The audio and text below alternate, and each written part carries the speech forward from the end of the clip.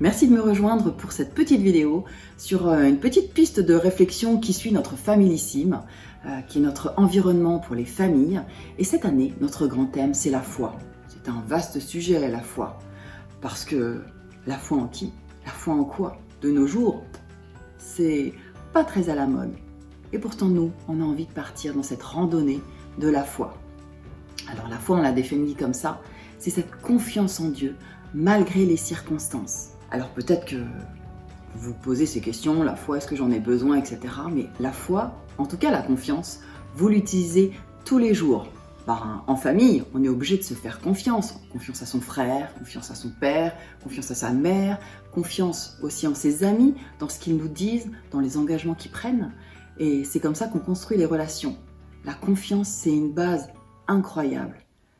Et on s'en rend compte surtout quand elle est brisée. Quand la confiance est brisée, qu'on est trahi, alors là, c'est vraiment là qu'on se rend compte combien elle est précieuse, cette confiance.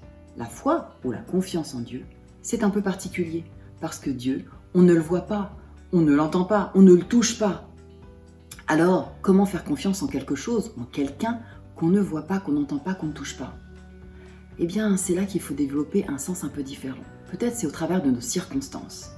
Et chacun d'entre nous, peut-être parce que c'est la rentrée, mais on a des soucis, on a des problèmes, on a des angoisses, on a des projections, on a nos batailles, on a parfois nos ennemis aussi.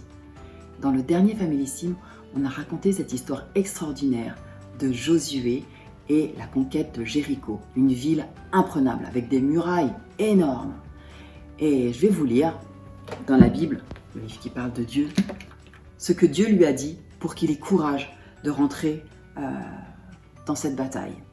Je t'ai donné cet ordre. Prends courage et tiens bon. Ne crains rien et ne te laisse pas effrayer, car moi, l'Éternel, ton Dieu, je serai avec toi pour tout ce que tu entreprendras. C'est peut-être ça la clé.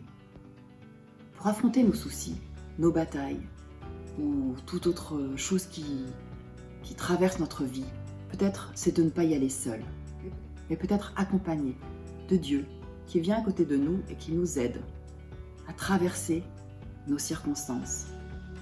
Alors Dieu, il ne changera peut-être pas toutes vos circonstances, il ne fera pas ce que vous voulez peut-être exactement dans le plan exact que vous voulez. Il ne changera peut-être pas la façon d'agir de votre collègue, de votre camarade, etc. Mais par contre, il changera certainement le regard que vous avez sur les choses, la façon de voir les choses. Alors si j'ai un défi pour vous, c'est de confier vos soucis, vos batailles, vos épreuves, vos choses lourdes, les personnes qui sont pour vous, parfois vos ennemis, de confier tout ça à Dieu. Vous n'avez rien à perdre, peut-être tout à gagner. Et peut-être que vous verrez Dieu déplacer vos montagnes. Et ça serait vraiment chouette.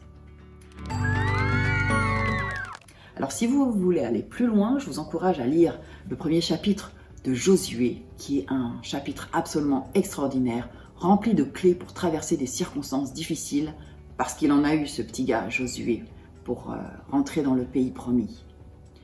Et puis peut-être de se poser quelques questions. Je vous en laisse quelques-unes. Allez, à très bientôt pour la suite de notre aventure de la foi qui déplace des montagnes. Au revoir.